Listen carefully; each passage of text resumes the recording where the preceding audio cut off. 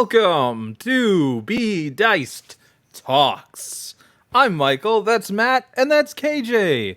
We're hanging out tonight, and we're talking about all the stuff that's been going down on the shows that we're all involved in, especially when it comes to big reveals. That is certainly something we've all been talking about. Matt has had his big reveals going on for... You know what? Actually, this almost feels like it's KayJay having the opportunity to confront yell at you my and DMs? me in particular about big reveals. Well, there's so many, though, and I feel like because I'm the one that takes the most detailed notes, it impacts me more, because I'm like, what? It's great. We love it. So, if you haven't been watching, first of all, shame on you. Second of all, you should be by following us here on Twitch, or you can catch our on-demand episodes, which we will be uploading more and more throughout the week. We try to stay on top of that, but, you know, real life comes into play. But you're going to love it because, the tea that's been spilled with these characters. It's also been a bit since we've done one of these, and since then, 2 new shows have premiered. We've got Tales of Varden every other Friday by our wonderful Chris, the clay bearded GM. Not clay bit like a beard made out of clay, but he gets clay in his beard because he is a artist that does. He's also called that. Claybeard because that's And his social media. and Isaac does something too. No. Legends of the Shattering, where Orez will be returning. He and I have an on-air, in-character, tete-a-tete. I must maintain. We know. No, you should see Legends of the Shattering. It's every other Tuesday. We also have, possibly we might have our resident swinging from a vine Tarzan dropping by. Might be talking about some of his own character secrets that were revealed recently. But KayJay, since you're the one who's been the player in both of myself and Matt's respective campaigns, let's. I think we should let them ask the questions. Yeah, so let's commence the segment that I'm calling right now. KayJay yells at 2 bald dudes. Yep. You know, you're not wrong. Go for it. Man, I don't even know how to communicate what goes on in my brain. Yeah, Okay. 90% of the time when you're not playing, you are scribbling notes. Yes, I am. 100%. I guess, Michael, when I gave you the full backstory for Delilah, did you originally think she would be connected in the way that she now is? Or was that something that came later? I knew from the start.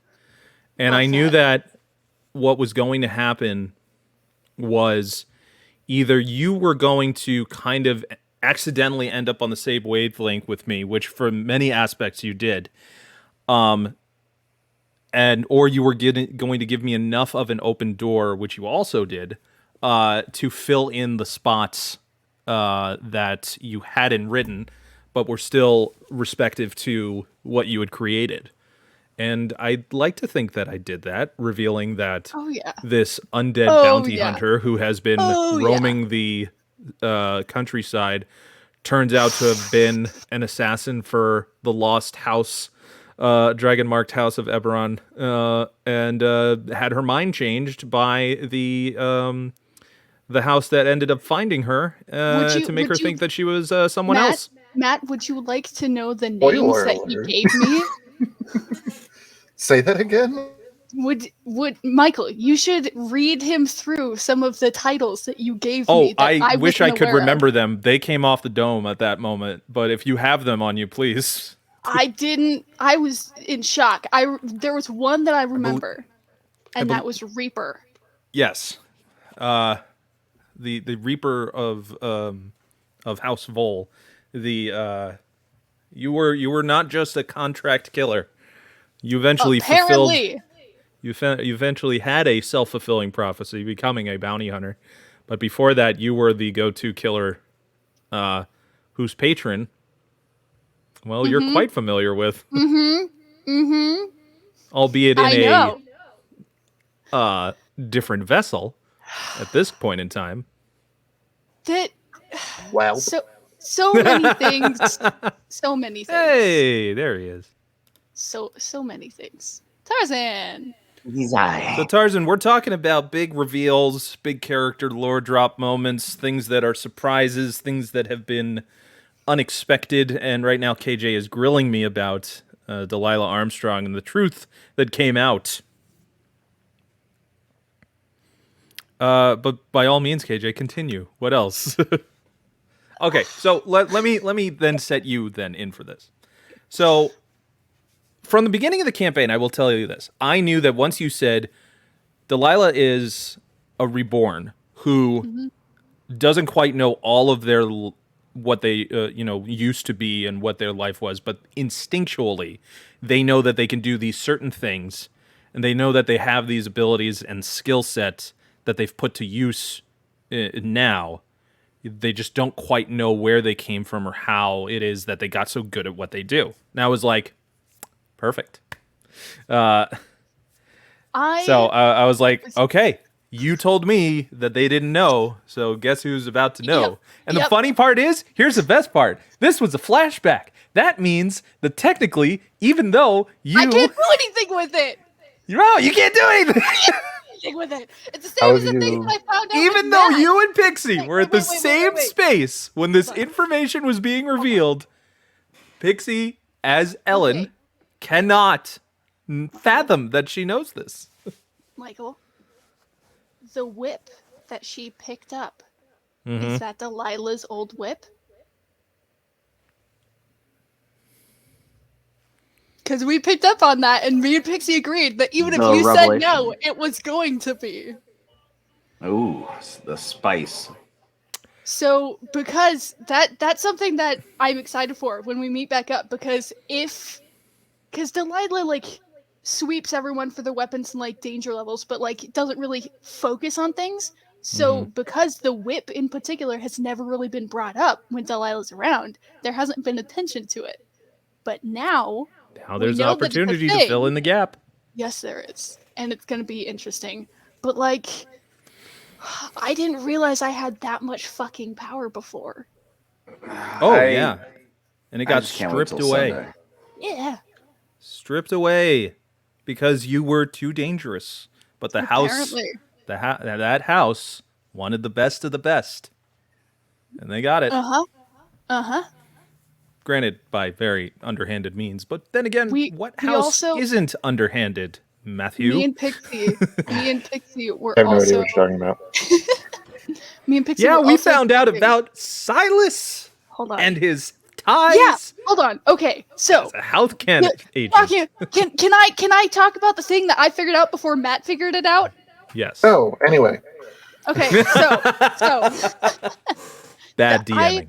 I was so proud that I figured it out before the player themselves did. So in his flashback, he later on gets attacked by a warforged who'd like been contracted to get the blueprints for Silas no matter what, like whatever means necessary. And there was a specific arm blade that was specifically said, and it matched the description of the Lord of Blades, which they fought an episode earlier. And my brain made the connection of when Silas said, I've been spending my whole life trying to get away from you. Let's see who the real monster of House whatever is, because I don't remember the quote entirely. So here's the Matt, funny here's thing. the funny thing. Yeah, I was just going to say. That here's actually the happened. truth. The day after we did episode 1 of What's Passive Prologue, I got a message from Michael. I was at work, and I had a few Discord messages. The first one that I looked at was from Michael. Hey, just making sure that you caught on to it. You know, that Warforged assassin, that, unalived Franny, that was the Lord of Blades. Mm-hmm. Oh, shit. That makes a lot of sense, actually. I didn't make that connection. That's crazy, and replied to that. Then I opened up a message from KayJay. hey, I thought that it was really cool that, the Lord of Blades was in your flashback. No. Wait a minute. That is not what I said. That is not what I said. What did you say? I would I scroll through, but we specifically messaged a said, lot. the first message was, "You motherfucking liar." Oh, You said there was no story, and there's clearly a No, story, and then I explained everything. I have said there was no story since day one. Yeah, I know. Silas has You're no a story. liar. Silas You're a needs no motherfucking story. liar. And then the fairy tale of an origin that we got with Holiday I Luckfoot. loved it. It was A little awesome. Alice in Wonderland moment, being tricked by his own kind for, taking advantage of the mortals that come by. So you love mortals so much, guess what? You get to be one. I hope people picked up on the fact that Holiday's current voice is not his own. He stole it. No. Mm-hmm. Along with I his love entire that. It was a fun choice. So he throughout the progression of his time in Eberron, he's made deals with people that they didn't really comprehend what they were making deals with, and that's how he got his voice. That's how he got his aesthetic, and so on and so forth. So that's how he came to be Holiday. I also love that 3 of us made the decision that we were gonna have a thing with names. It didn't it's one of these things where it didn't happen that way on purpose, and I love when those things happen, because it's just kind of this idea now of going into this huge second arc of the story. You're all essentially going through identity crisis of what I fought so hard to be this kind of person, and now I am going into a new world where maybe I have to remember who it was to figure out how I got here. And there were a couple of stories that we didn't get a chance to. Oh, thank you for the follow. Chirpcast podcast. Thank you. Appreciate that. That's awesome. And I can do this. Look at that.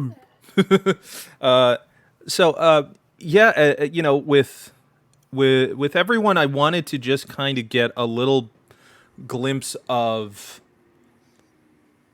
what were they like before everything went down, and kind of see, is there a contrast between then and now, or are we going to see like, oh, this is why they do what they do? There was, with Sister Mira, I wanted to show not only the reason why that she left the city, but to show why she has the strong faith that she does. And it really comes from her trust in these authority figures, that she just kind of naturally and organically leans towards for guidance and understanding, which I thought Dia did such a fantastic job of really like holding on to that notion so much, and then realizing, because she had already practiced that with Brother Mason, having built that trust, because it's a figure of the church. Why wouldn't it be? Of course that they would be trying to understand, but once again, ultimately getting I was right. They're heartbroken by it. I was right. Well, yes, we know. We all saw your TikToks. With Ivara, Taylor did such a great job. I was in my head, I'm like, I'm gonna make this just like a fun girls' night scene, like just like a fun outing, just going out having fun. But I wanted to like not trick her, but I wanted to get her to understand like this was a way to also explain why her powers have been like going on the fritz every now and then where that kind of started and how she was able to figure that out. But also tie into, the reason that she was able to teleport everybody was just because of the fact that her magic does have this sometimes uncontrollable surge. And with the farmers, I just wanted to get a glimpse of what life was like on the other side before everything What the hell? I seriously, How great are they? How great were they? I love them, but at the same time, they remind me of all of my neighbors. Like, it was like going outside and listening to some of the farmers and ranchers talking for a couple of minutes. And I was like, Just the what Chris, is the fact that happening? Chris had a wheat strand that It he's was chewing so on. good. I loved It wasn't an actual wheat strand. That is just No. a weed, but Yeah. they look very similar. Look, I love how method he gets. it's so much fun. That's one of my things I admire about playing with all of you is how like into it you all get. You know, Matt, when you're Silas, you're usually like twirling your wand, which is what he would be doing at all times, like thinking and fidgeting. I love that we figured out a way to do the coffee origin story. I'm so happy. It. I loved it. That came by accident. That came by total accident. The workaholicness, It was everything so good. about who Silas is happened It in was 24 totally funny. hours canonically. Yep. And I loved it. It was great. And you know, Tarzan, when you've been holiday, you've been like, you know, either like shuffling cards or just kind of have like a lean back attitude at all. KayJay, you're very focused. And you're honestly, you are one of the most intense people I've ever played with while performing on something. So that's really just you. It's not even normally though. Like part of those stares and like cold gazes is my ADHD taking over and hyper focusing on what's happening. Hey, but also you're in the same boat. The Kubrick stare. The Kubrick stare is what does it. Is the fact that I have the hat on so it shades half of my face and I'm looking through my eyebrows. There you go. You do need a hat. You should get yourself one. I cannot wait for Alfie. Oh boy. Oh, little Alfie lore drop. It's gonna be so much fun. Can I tell you my secret hope for the Alfie lore drop? I hope that Michael runs 5 or 6 possible origins. That's all that it is just on not even right not even like saying exactly like what it is. Like possibilities. Legends of Alfie, like a series of tall tales. Absolutely. What was that? What was it? The Buster Scruggs or whatever it was. It's Ballad of the Ballad of Buster Scruggs or something like that. The one with you're muted. You probably said the answer. I know exactly the one you're talking about. The one where it's like first time. Yeah. Yeah. That's like the vibe that I was thinking with him. Matt, I'm gonna let you take over in terms of talking about big reveals for your campaign. As I was gonna say have to go take the toddler for a bit, but I will be back. Talk amongst yourselves, friends. The one that I have no big reveals. Don't shut do this up. to me. Shut up. Matthew, be quiet. Okay. Big reveals. Let me pull up my notes because there's a few of them. I mean, obviously the most like forefront in the mind was the reveal. Fighting a Stormlord. I can't fucking wait. The biggest reveal, I guess, that we have had so far was Caliban. Yeah, that was a huge thing. So I will give credit where credit is due. I want to say it was in the middle of the 4th dimension, the Under a Red Sun. Tarzan had messaged me and was like, with all this like extra dimensional stuff going on, like, could we do like maybe meeting somebody else? And I was like, maybe we could do that. Perchance. I so bad want to meet other versions of our characters. So bad. Yeah, I can neither confirm nor deny. I know. But it was pretty much, Tarzan had said, what if we did that? And then we had, this growth for Clucky. And I was like, that's perfect. And I was looking at the upcoming lineup of dimensions, and I was like, there's this one, there's, dinosaurs and stuff. It's this lost island. That would be perfect spot to put, an alternate Clucky that wasn't quite, anthropomorphic chicken. And this twisted story of, instead of the farmer passing away, Clucky ended up dying. And now we have the farmer. And when I was thinking about it, I've also been looking, and like we have Eberron, and there's a big cast in Eberron. We have Legends of the Shattering. There's a pretty decent cast in Legends It's a of the smaller Shattering. cast. And then with the Holiday Rogues, that's changing every single time we have one. So I was like, we got a lot of people here. I gotta start rotating some people in. And the first person that came to mind was Michael. So I was just like, hey, what are you doing on Wednesdays? And he was like, nothing at the moment. Why? And I was like, do you want to be an alternate universe of Clucky's father that lived when Clucky instead died? And he was just all caps, yes. Okay, so here's my question. Was it Michael's idea or your idea for him to have had a daughter that looked like Riley? That was Michael. So I gave Michael pretty much bare bones. And I know Michael's watched. He's in the background, not every session, but a lot of sessions, usually playing around with the music and me frantically messaging him, go, hey, can you set up a layout like this? Yeah, no problem. And, whatever it may be. But it was, I basically just gave him, this is what Clucky is. This is who the farmer would be. Hey, by the way, the farmer doesn't even have a name. Go for it. And pretty much just said, like, you're going to be, this is the setting. It's an island. That is just dinosaurs. There is, it's an island that's off the coast of a continent where there is civilization. That's where you would have come from. And basically whatever you want after that, go for it. And he's coming up with lore, not just for Clucky, but for Petrichor and Riley. He is integrated into Xanthi's recovery. He is having fireside chats with Barrow.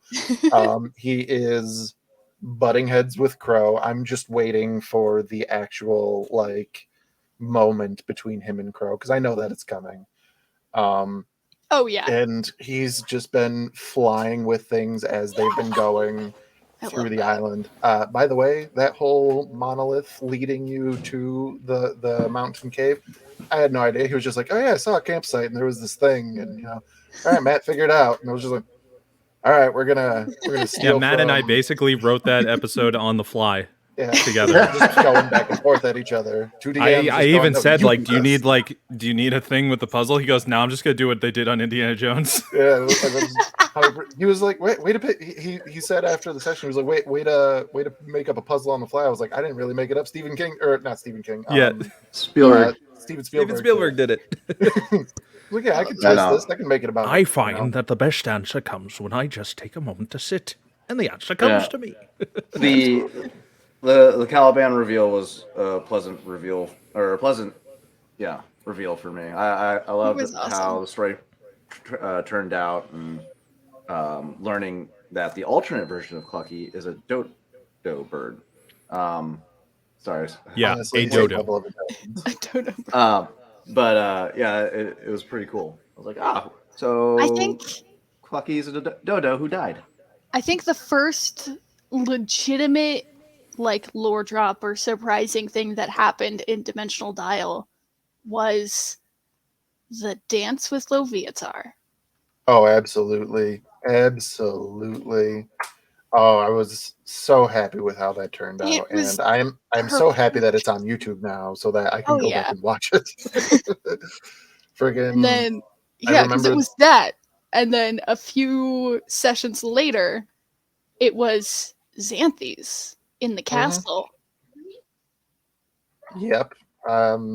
Those are the big reveals that they've had. So going into each dimension, I've kind of had the thought of this is going to focus on A and B, and then this next one is going to be maybe B and C, and just kind of working it out that way so that everybody, honey, don't kill the fish. It was like one of those little fishing games. She picked up one of them, just yeeted it across the living room. So that's what I've been trying to do so that everybody kind of sort of has a little moment of story, a little moment of exposition, a little moment of growth. So in this one, the big one was going to be, of course, Clucky. And the side one that has happened, in my opinion, well, I mean, there's been a few, but I mean, there's been the Petrichor Riley one, which is them, coming to grips with all the things that have just happened, I don't know, a few days ago. And then also Xanthi's sobriety. It's journeys for a lot of people, Mm-hmm. and I'm just very excited for what the next ones are going to bring. Because I Oh, love we're gonna fight that us a dragon, baby. it's gonna be great. I love that while each of us have had little spotlight moments and we've grown a lot for things, there's still other moments that we are, at least for me, that I know are coming because it hasn't been really touched on very much. Like this dimension was the first time, really, that Petrichor tried contacting their patron. So And I will there's say more I for that, I'm sure. I wasn't ready for that yet. I had it planned for another dimension. However, I as things wasn't happened, I was I like, this is too wasn't gonna perfect. pull it. I wasn't gonna pull it, but I knew that I only had a limited amount of stuff that I could do in the moment. And like, if there's any time for them to try it, it's now. Against the goddess that she hates. I also gotta thank you, Matt, for allowing KJ to create an entirely new character sheet for Riley instead Yes, of it was stressing Tarzan out. diluting down Petrichor so much. Oh man. So when this happened, like I had that thought, and my whole thing was I don't want to put more on the player. Oh no. Especially It makes because it And then you remembered so much it's easier. KJ. It makes it so much easier. I'm Well, balancing 16 different things anyways, I was gonna but say being able KJ to makes have things difficult for themselves normally. because it's fun. that's the whole thing, because I wasn't like I said, I wasn't going to ask. KJ messaged me and was like, "Hey, do you mind if I make a separate character sheet for Riley?" It's And I just was because I like, "Yeah, felt go ahead." because they are different. We were having a conversation. I was getting very stressed Because out. I've been thinking about it a little bit, but I like they are separate people. They are not the same person, so it makes sense to have separate character sheet because they have Right. different skills. Some skills that overlap because it's the same body, but like their skills are different. And so I was like, if I keep it on the same character sheet, that's just going to limit what I'm able to do. So I was like, hey, Yeah. this is a good Makes Isn't question. it? Don't you perfect have to sense. like roll below 10% on a D100 to get actual divine I don't contact? have Yes. I don't have that yet. No, I know, but like, Yeah. When Yes. so what it is Divine you have to intervention. roll below your level. cleric level. oh, okay. So as you And I level don't up, you have it yet. technically Yeah. get You more of still a chance so of at it. most you will always at most at your most powerful you will only have a 20% chance of actually speaking to a god. Correct. Unless you're I like that. Unless you're level 20, in which case, depending on Well, what class of cleric yeah, you that's have, true. you're Then just it able to kind of talk like to your god. upgrades. Yeah, Yeah. But interesting. we should answer the question in chat. There is a question in the We have a chat. question in the For chat. one of our Question. most frequent chatters and followers, Deanna_Troy. Hello, curious.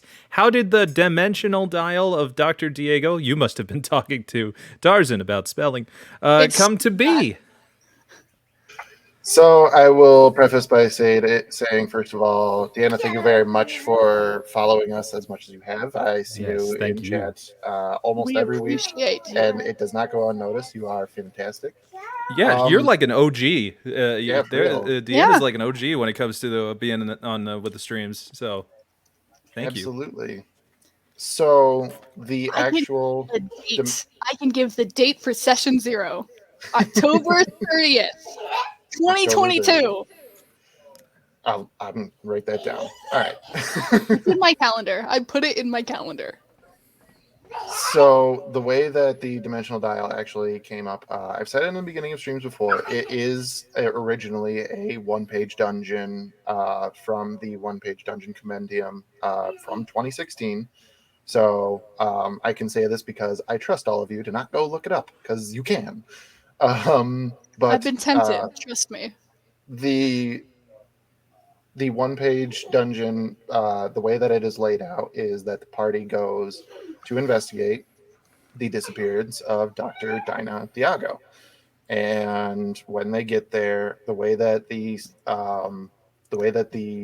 one shot is designed, the DM is supposed to set a timer for 5 minutes. as soon as they enter the lab. And when that timer goes off, the dial shifts on its own, and all of a sudden they're in a new dimension. Everything within a 30-foot radius of the dial teleports to the next dimension. And it has a little blurb. This is what you see. So going into the first dimension, what is read, I'll paraphrase really quick because I don't want to look it up. The lab that they are in right now, the dial still remains. The bookshelves and desk, everything is covered by a thin sheet of ice. And when you look outside, there is an expanse of white snow, and you hear wolves in the distance. So, I looked at this and went, well, what happens if somebody isn't in the room when that 5 minutes goes up and they're just stuck in this new dimension? So then I went, what happens if that happens with the whole party? Do they just go back in and then wait another 5 minutes and it happens again? And I went, I think it'd be more interesting if they had to do something to turn it back on and then move to the next dimension. Fucking recharge the crystal. Now we have this campaign here where every time you guys hop to a dimension, you get to explore a little bit. You get to see what the dimension's all about. Some ideas that I have. Basically, I take that little blurb, that little 1-paragraph blurb, and I go, why would the world be like this? And just expand on that. And here we are now. And all of this. Beautiful mind, Matt.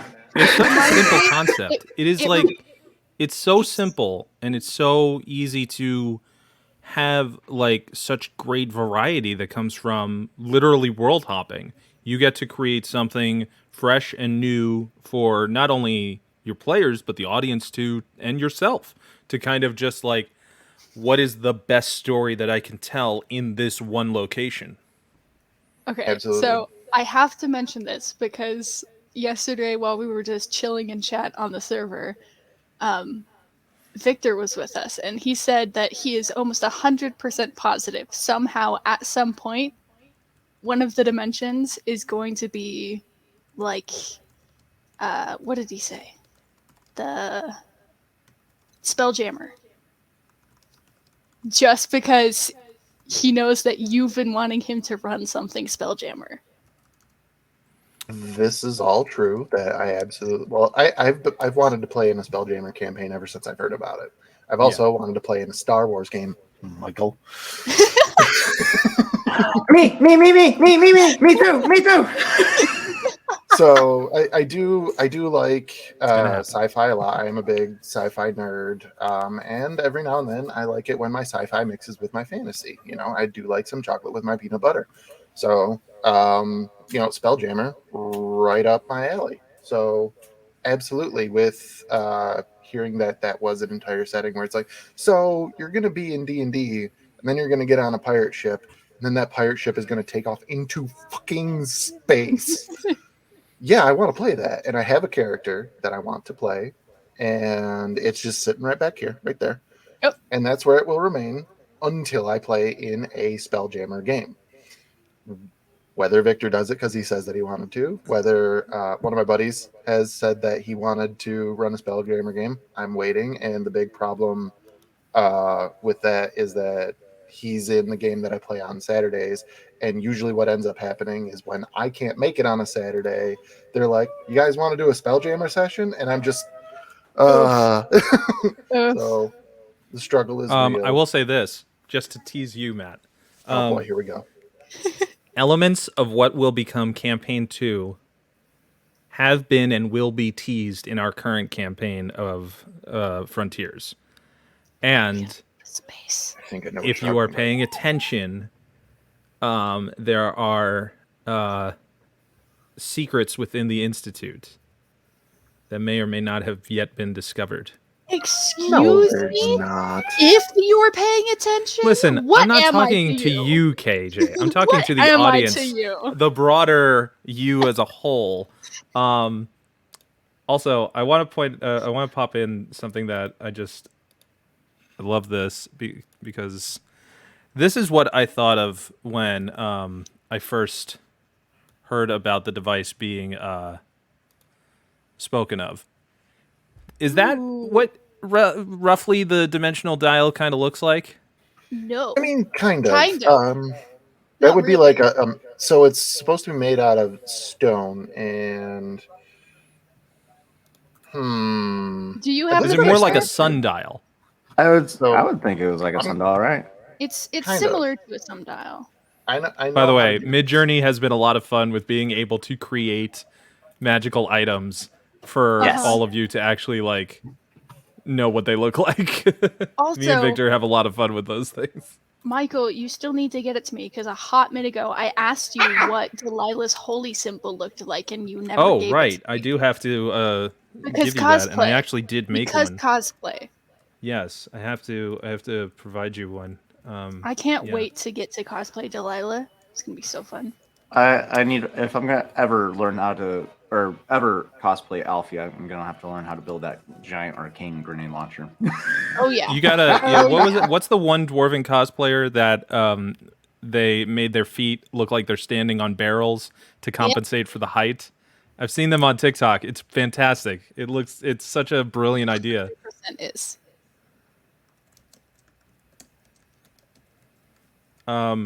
So, yes, Spelljammers is a possibility, and having played the early access to Baldur's Gate 3, apparently me and the developers were on the same wavelength in terms of what we'd like to see when it comes to how do you finally use mind flayers in a proper fantasy setting, but treat them like aliens. And I'm like, nailed it. They fucking nailed it. I So- can't wait till that comes out. That's gonna be so exciting. I'll say that the only problem I have with the early release is that you cannot save. So you just have I to wonder play why. through the whole thing, and then One then shot. you can, yeah. Is it a full game or is it just the? It will be when it's fully released. I will. Yeah, I hope that they release an I'm talking optimized the version early for Steam release when it comes version. out eventually. Because right Yeah. now is Dragon. Yeah, no, I'm Did you excited send about it in the it. art I've channel? been a huge fan of Baldur's Gate. This is where I first learned of my love for Drizzt Do'Urden, and yeah, my enamoration of the Drow culture. Yeah. That's the other thing is like now. I mean, well, Tarzan, you the person then are going to love Arc 2 because you are essentially now going to be going through when you're going through the mountains and under this world. You're going through this world's equivalent of the Underdark. So this I is a love whole that so subterranean much. world. Of, Love that so much. Yeah, My it's like main camp- basically doing another campaign within a campaign. Yeah. Love that. So my main character, Aiden, I created this character back when I was like 13 when I first learned about Drizzt Do'Urden and the Drow. Original spelling of the character's name had changed over time because of the original spelling meant Shadow Hunter of the Underdark. Doesn't mean anything now, so I had to change it up to meet the current standard of Drow language. But yeah, no. This guy's been running since I was 13 years old, 20 years now. Wow. 20-year-old character. Like, I love it. I'm excited. We just brought him back to life, and he got some magic powers. But I gotta bounce at this time. Gotta run my kid back home to his mom. I appreciate you guys. I was.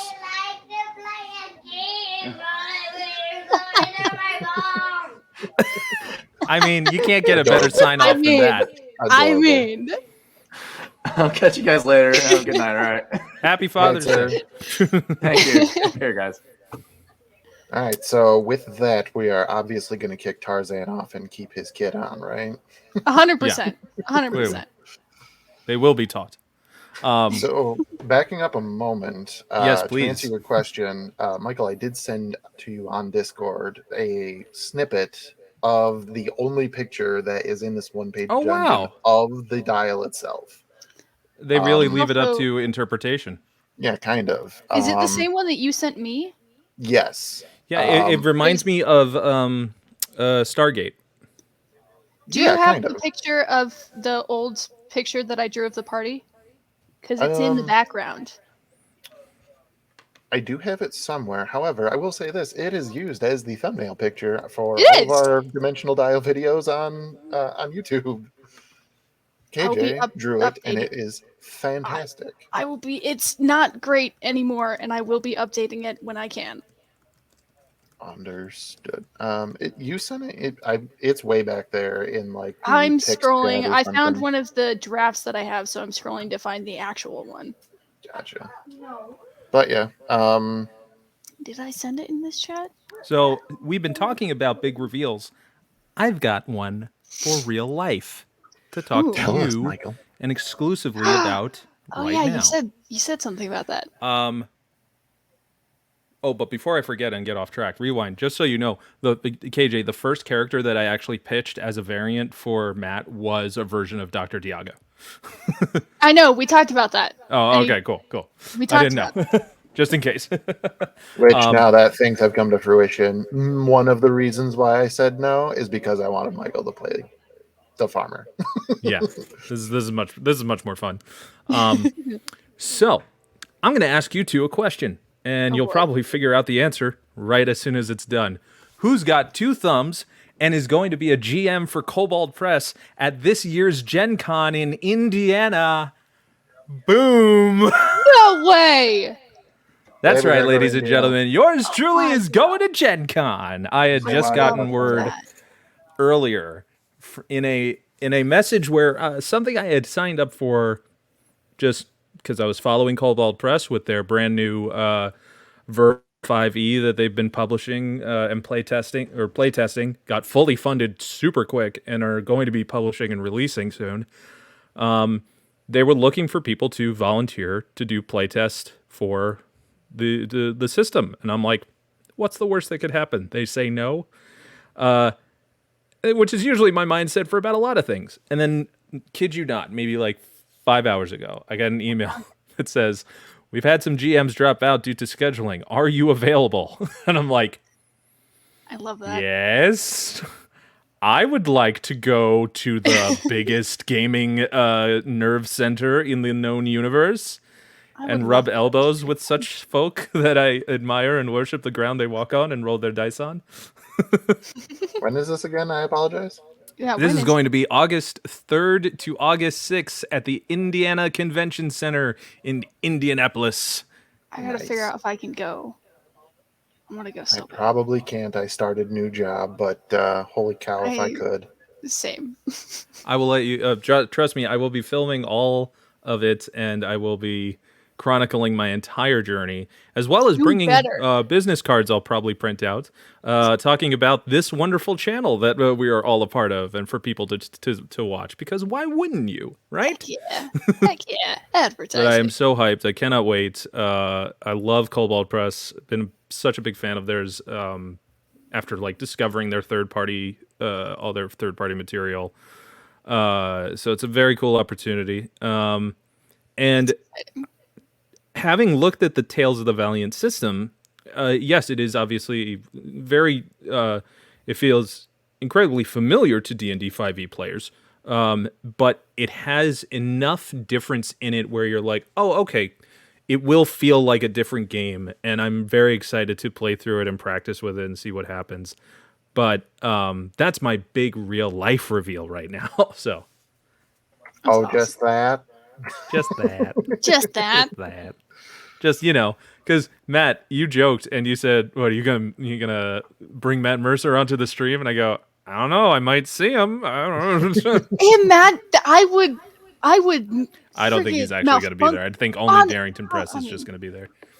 They actually announced what cons they're going to be at, so you'll have to take a look. I don't remember. And I think I'm also going to be covering New York Comic Con this year for CouchSoup.com, which I'm very happy to be continually writing more stuff for. By the way, another cheap plug, if you have not checked out my one-shot I did for them called Atlas Terminal, please go to the live tab under YouTube's Couch Soup channel. It is still there. It is still available to be watched on demand. It was insanely hilarious and stupid and dramatic and fun. All the things that I love to bring to a game, on top of the fact that we had interactive roles We had a 1 in 400 chance thing actually happen, and it is the worst timed, but the dice really wanted this roll to happen of 2 natural ones. Timed. Best timed. It was, I still can't believe it. I watched the replay and I'm like, it's a 1 in 400 chance. Yeah. And it couldn't have happened. Rest in peace, our version of Shane Top. Absolutely beautiful. So let's talk about some of our favorite surprises that have happened in games that we've played, either on the channel or just out from anywhere else. Even I love this art, KayJay. You just Okay, I've got one that I still can't wrap my head around entirely. So, for Legends of the Shattering, the race that I picked for Orez, they're called Nightons, and they're a homebrew race. And since the world that we're in is entirely homebrewed by Isaac, and it's amazing, and he's still writing stuff for it. Some of us got to write some of the gods for his pantheon, which is still happening because none of us have given him everything that he needs. But because I decided to pick a homebrew race, I know you did. Because I picked a homebrew race, he had to find a way to tie it into his world in a way that makes sense. So all of the information that I gave him about history of the race, he said, no. And so when we met Jargontarth, and he looked at Oris for the first time, he said, welcome home. And Oris was confused because obviously this isn't where they grew up. And then we get a whole flashback in history explaining that Orez used to be a satyr living with other fae who died, and in Jargontarth's guilt brought back these people to a half-life as shadow people. Shadow. If I may as well, kudos to you for taking that moment that like so many people would have just taken the easy way out of just like, thank you for doing that. That was great. No, not KayJay. No. Never no. KayJay. It's like, you son of a bitch! You did what? Yeah, because I had given him my backstory, explaining where they lived, how they lived, what their people were like, and he's like, okay, cool.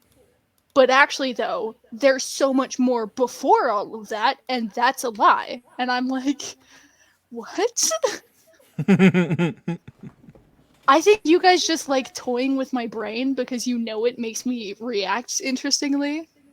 I think we just like to do that to all of us, each other. Yeah, it's just so much fun to mind meld in those ways that you don't realize are going to happen. To mentally break each other. Full admission, 90% of the time that I am doing our sessions, I'm improvising. Like, I am throwing things out there and going off of your reaction as to how things could go. The only things I've ever truly prepared are like the bullet points of beats that I know I want to hit at a certain point. But other than that, most and nearly all of it is informed from the session before or in that moment. And that includes combat. I mean, if a move is so good that you cannot peak, you cannot get past that as a peak in the battle, why keep going? You know? Because like that moment gets so organically earned, I love doing that. And I can get surprised too when I just see like, I didn't know you could pull that off, or I didn't know the dice wanted this to happen right now. We've had a few of those moments in multiple campaigns, and it's been really amazing to watch. Little moments. When you have a tough decision to make, do you sometimes like roll for it for yourself to see if? Absolutely.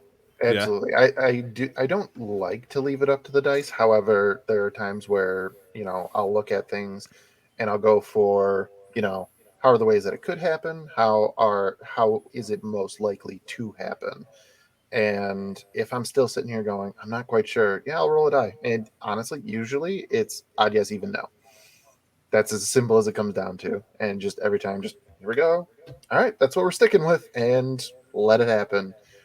And sometimes it's great. Sometimes it's, it ruins everything. And it's just like, boy, here we go. Well, Even me as a player, like especially for Petrichor and Riley, I have so many different times that I'm rolling behind screen that nobody else ever knows about, even Matt, because I have different things set up that I have to roll for, or that I just think in the moment this could potentially be a thing, and I'll roll for it. Or like decisions like I almost rolled for deciding whether or not to cast Revivify and finish the spell. I almost rolled for it, but because you said me as a player and not my character, I didn't.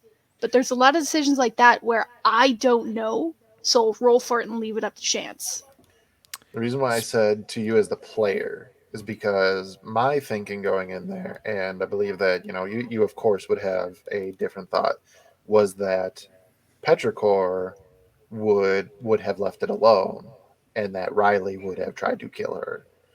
That was my thinking. So I was And like, it's and it here and it you was go. switched because Petrichor had vowed that they were going to kill her, especially right after 2 days since the loss of Lovitar and Scree, where Petrichor never got to say goodbye. Petrichor didn't even get to see Lovitar. Yeah. And then we left. So that was still fresh in their mind. If it had been up to Petrichor, they would have cast a spell. But because Riley has no attachment to this goddess, they were going to leave it alone because that's territory they don't want to step into. And then we could have possibly had Petrichor as a god. Oh, yeah, that's also true. I still minorly regret the decision not to, but at the same time, like, the decision I made more sense, but I would love to maybe do a one-shot or something where it was a flip side. Alternate dimensional dial? Yeah. Ooh. Like, I would love sort of to like get the Marvel to What If series? Yeah, like a what if, explore exactly. some of those moments where they were such key decisions that could have ultimately changed the way the story was gonna go. You can play different or living versions of characters that you've already played. I will ask, because thinking about it just now, listening to what you said, based off of what you said, I have decided how that would have gone. Do you want to know? I asked you a while ago, and you said that I don't know, and left it up. I'm like, fine. Yeah, well, yeah. I mean, in that moment, yeah. But now that we're talking about, potentials and stuff like that, I mean, do you want it to be a mystery, or maybe if we do something in the future? If there's a chance that dial? we could be able to do that in the future, even if it's a one shot, I would leave it alone. But we also don't know how scheduling and stuff is. I don't know how we would do this as a one shot. That would just end up basically being a narrative story. Mm-hmm. Yeah. I'll tell you now. If you had done it this way, where the argument was Petrichor saying, "No, this is it. Loviatar dies," and Riley saying, leave her alone. Just let this happen. And you went through with it. You would right now only be playing Riley. Whoa. And we figured that was the thing, because me and Victor had been talking about it afterwards, and he said, "Whoa, I think there was a potential that you would be down to one character, and that the second mind would no longer be there because they'd be the new big bad." I mean, well, here's the thing. Yeah. That was another thing. That was another thing we were talking about. Was does Petrichor's ideology and everything switch to what Loviatar was, or do they just have the roles of that god and play it how they would play it? As I would have put it, I probably would have asked you, how would Petrichor been the embodiment of pain in the universe? How would they go about it? Because that's the whole thing. Like, there's a bunch of different ways that you could do it. I decided Loviatar was more so pain as how do I want to put this? Like pain as vengeance, pain as a lesson. Mm-hmm. It says in Loviatar's lore, She doesn't like martyrdom. She doesn't like people like, I'm going to take this hit to save you, anything like that. She wants to cause pain because she believes that in their basest form, humanoids, mortals, are selfish. And actually, even other gods are selfish. That, when it comes down to it, you just put on the right application of pain, they're going to make the choice to do something selfish, whatever it may be, because they want the pain to stop. There's no, in her mind, there's no such thing as the person who's like, no, I'm just going to take this because it's for the greater good, which is why she hates Ilmater, the broken god, who is the god of martyrdom, quite literally. It's literally his whole shtick is that he takes pain like for the greater good. He will endure the pain so that others don't have to. Yeah, and she's just like, no. I'm guessing wrong. Martyrdom comes from that actual deity name, right? Like it seems like it seems like derivative of it. I mean, maybe in this world, but I don't know. I don't know where Ilmater comes from lore wise. I know that D&D stole from everything. Here's a challenge. We're gonna. I just found a D100 list of questions for players about their games. So let's have you two roll either digitally or whatever. I don't care what it may be. My dice are close by. There you go. I'm gonna. Mine are not actually. I'm gonna use roll my phone. We're gonna roll 3 numbers, and then we're gonna all answer those questions. So I got. No shit. This is the first time I've ever rolled a 100. Nice. That's crazy. I got a 53. I got a 34. For bookkeeping, I'm going to put it in the remember your chat. number. Private chat. That's probably a good idea. Okay. So, our first question, number 100. What currently is your character the most curious about? Which character? I will say, in terms of what Caliban is currently the most curious about, is if it's worth it to try and continue any sort of relationship with Riley and Clucky, as these are basically not his kids, but are his kids. And yeah. It was actually a little snippet onto that. I had DM'd Matt a while ago, and I've DM'd him twice about it, and I finally got an answer, but I was like, hey, does Caliban look like Riley's dad, even just a little bit? And he said, I haven't decided yet. And so when I was able to come back and play, because I'd been gone for 2 sessions, I was like, okay, this is your time to decide that answer. Because depending on this roll, Riley might be the one that wakes up. So I asked him again, does Caliban look anything like Riley's dad? And he told me no. But that could have entirely changed how Riley was going to continue on some of their stuff. That would have been very tough. I had really thought about it, like, what makes sense, and then also what is more dramatic. And, it works better that Clucky would know.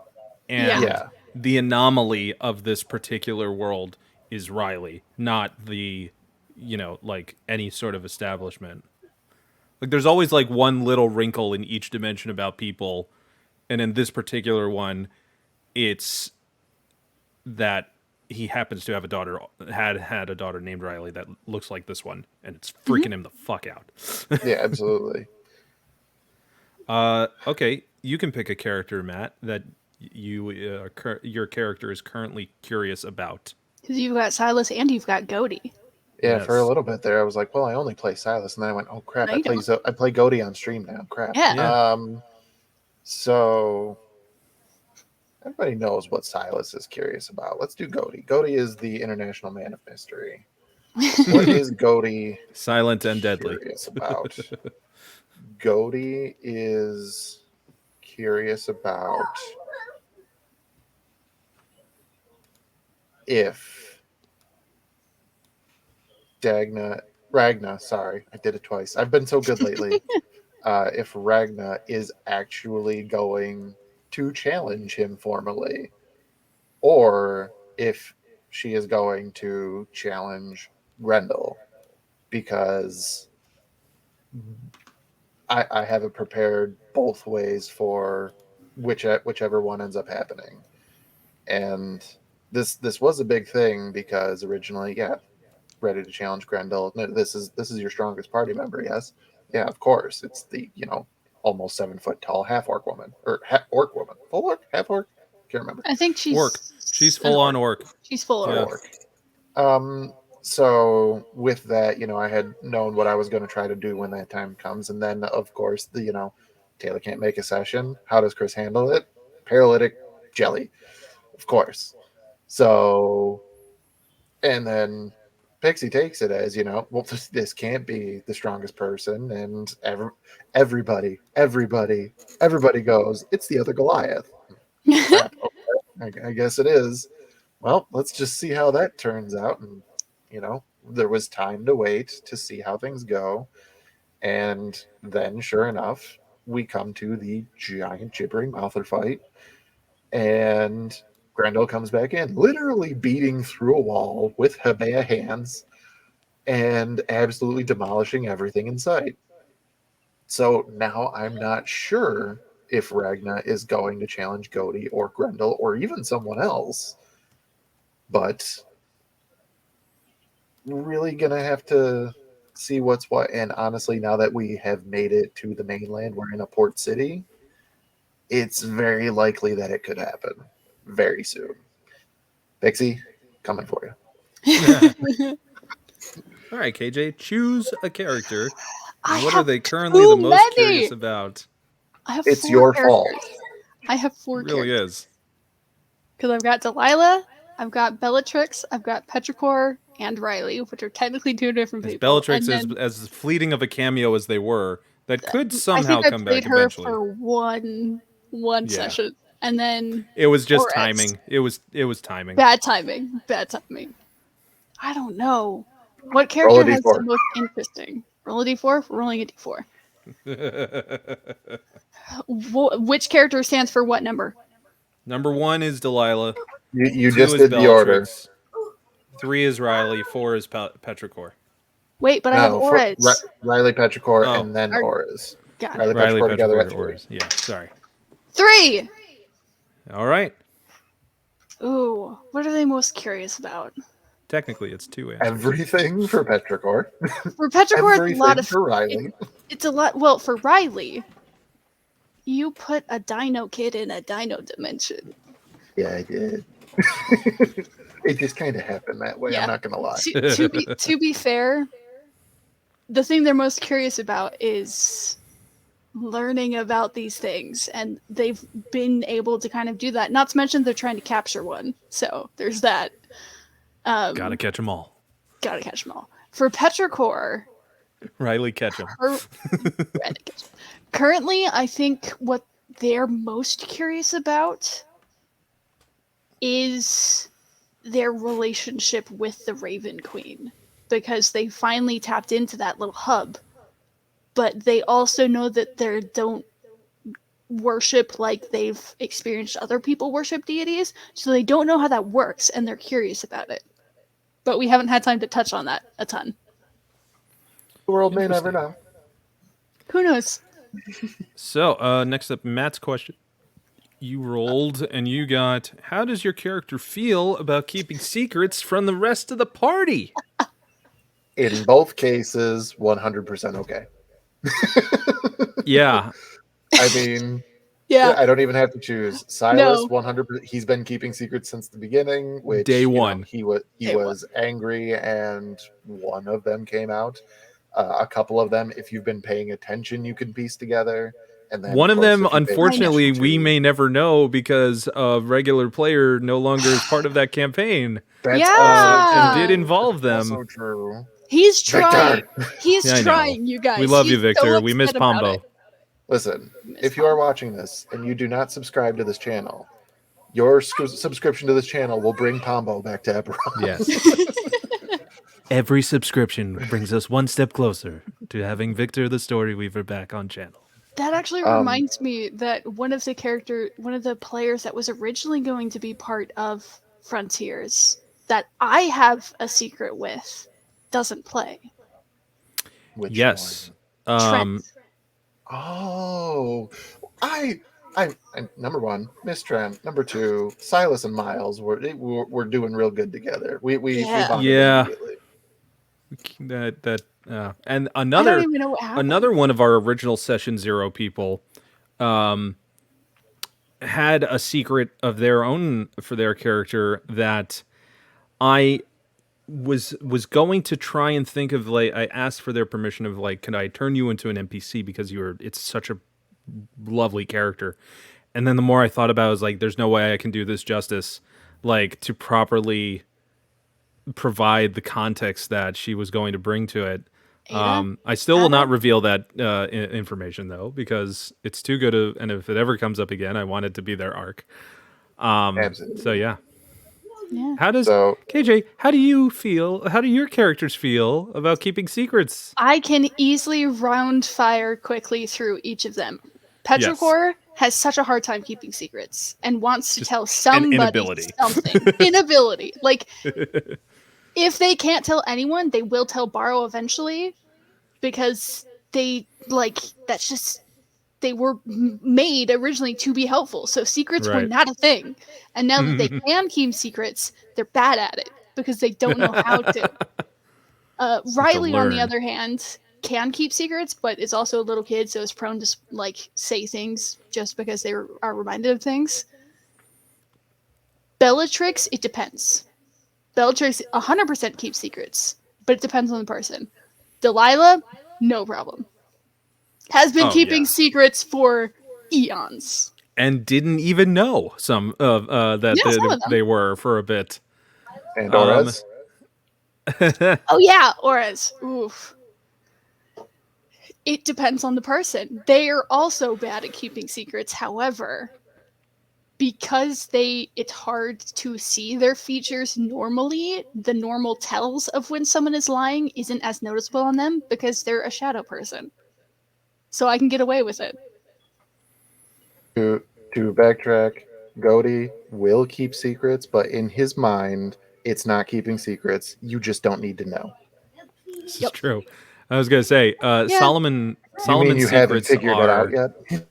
Yeah. Solomon's secrets are more of like lies of omission. They are a need to know basis of why things are done the way they are done by him as a former war magic wizard. Isn't there even though he still practices war magic, he doesn't utilize it the way that the magisterium initially trained him to be. Isn't there a thing between Solomon and Goaty? Like a rivalry of kinds? No, what are you talking about? I remember a comment about it. What are you talking about? I love this guy. No. Two wizards? Two wizards? Wizards? With huge philosophical differences on how they use their magic and why. Only bonding when they figure out puzzles. Really. Quite literally, just looking at that puzzle at both of us and just going, I need to talk to the only other person in the room that can make sense of this. There's only one other person here as smart as I am. I don't like them, but I will put that aside. I have said previously that with some things that are going on in that campaign, I feel like Goaty has some pieces, Solomon has other pieces, but they will never collaborate on it. Yep. Oh no! And I can say that because Goaty will not. No, Goaty will not. No. Solomon just does not. He is just trying to remember how to people, because he was a very like. There was a person that Solomon was before this very like sterile stoic type personality was basically built upon him. Unfortunately, it comes out during some very dark battle moments, but it hopefully will be able to be maintained. I've been having fun with Chris talking about like, what do we do when he loses it? Because I have done something I have yet to do something that my character can do, but I will not reveal what yet. No spoilers. No spoils. Speaking You're of, just going to have to and I watch think- every other Friday on Tales of Varden. I think it's fun episode. that before we started streaming, I joined for one session because you were lacking people and somebody died.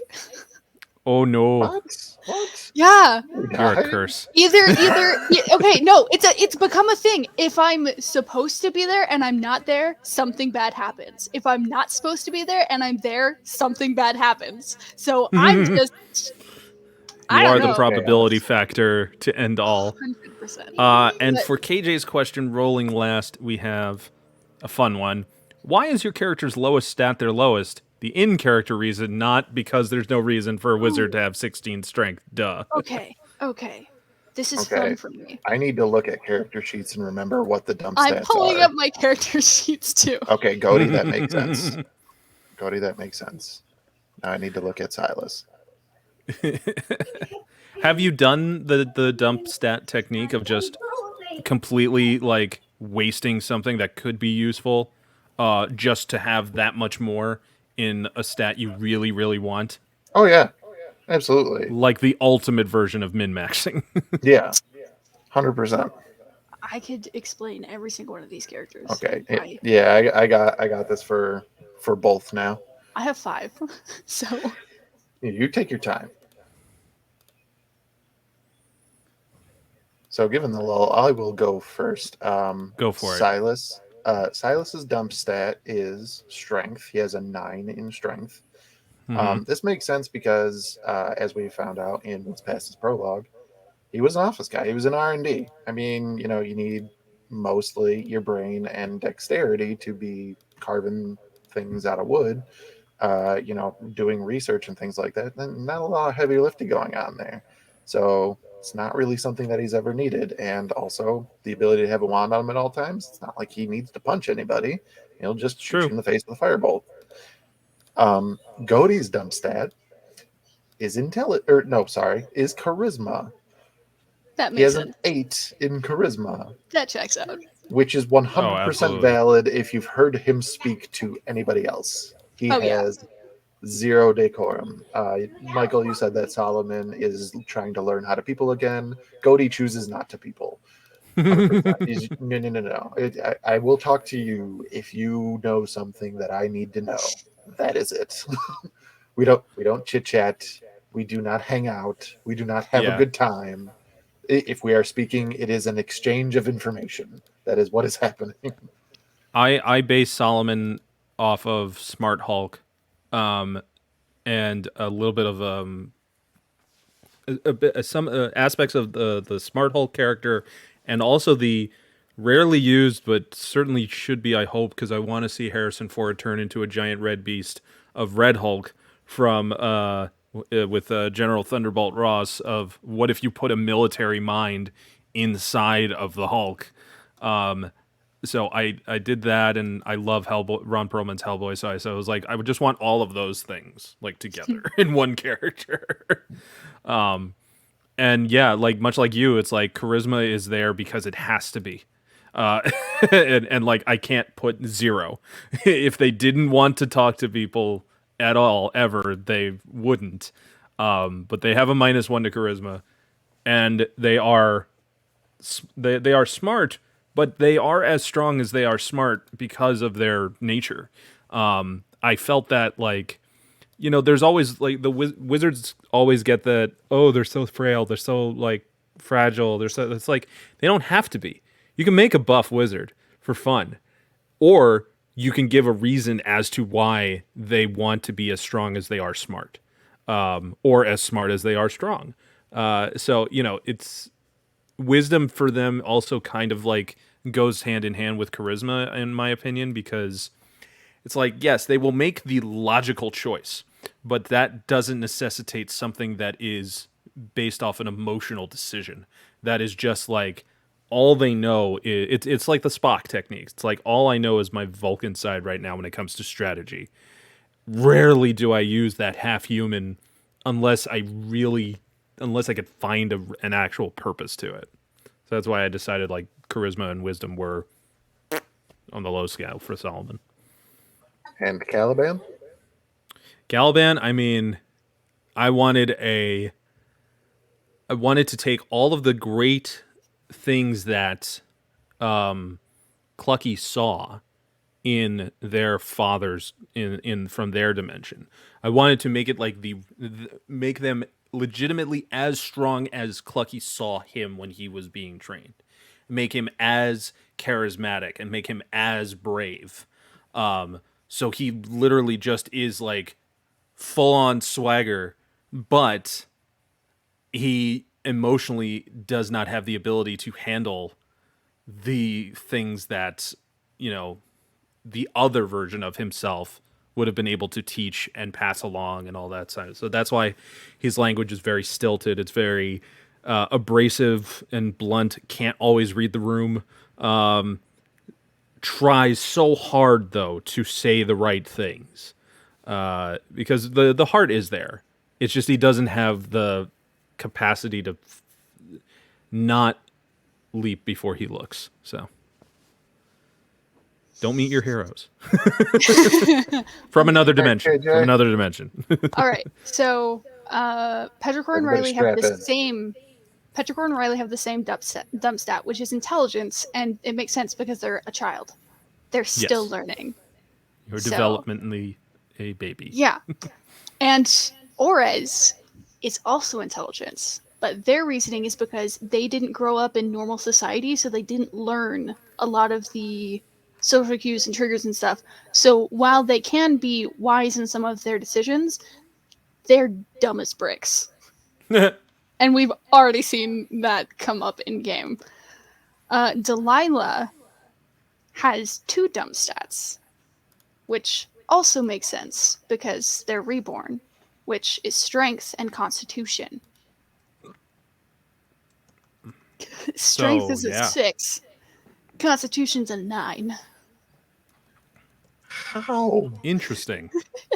How? Well, that's the thing about we have yet to see what happens when Delilah reaches 0 HP because there is something that happens. There is fun. Oh boy, you'll learn. Oh boy, I don't like that tone. It's fine.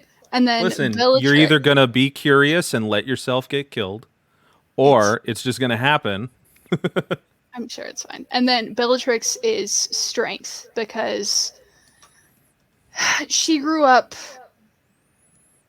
in like a druidic land where theirs was mainly nature, so they didn't have to she didn't have to focus on like the strength aspect because she leans on her magic, but also because she is small. Oh, so small. It's a little guy. I love question tables, and I'm so glad that I was able to find it. D&D DN, the letter N, dspeak.com is got a bunch of D100 tables if you're looking for something real quick to figure out whether it's items found on a derelict ship, memorable NPC appearances, 100 ancient holy relics. They got it all. So please check it out. It's a great tool. And speaking of great tools... No, I was gonna try and segue into an insult, but I can't because I love these two. Thanks Matt, and thanks KayJay, and thanks Tarzan for popping in as well. We will be back here live tomorrow night for this individual's continuing harrowing dimensional dial of Dr. Diago. See how easy it is to learn the name of your own campaign, Tarzan. For another night, so plug away, Mr. Matt. Yeah, it's going to be a good time. We all know, based off of the last episode, we're going to be starting with trying to rescue a little guy from some big bad wolves.